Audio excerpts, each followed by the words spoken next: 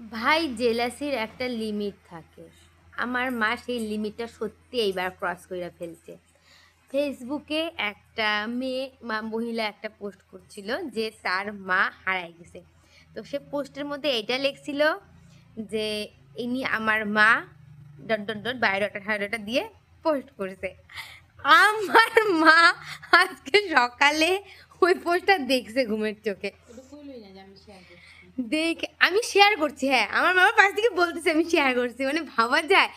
আমার মার বক্তব্য, তুই অন্যের মাকে নিজের মা বলে ডাকতেছিস, মানে যতক্ষণ না অবধি আমি ওই পোস্টটা ডিলিট করছি, ইভেন কি টিল না এখনো অবধি আমার মা ওই কন্টিনিউ ওইটাকে বলেই যাইতেছে। একটা লিমিট থাকে ভাই, জেলাসি একটা একটা মিনিমাম সেটা লিমিট থাকে। আমার মা সেই লেভেল লিমিট সব ক্রস করে দিছে আজকে।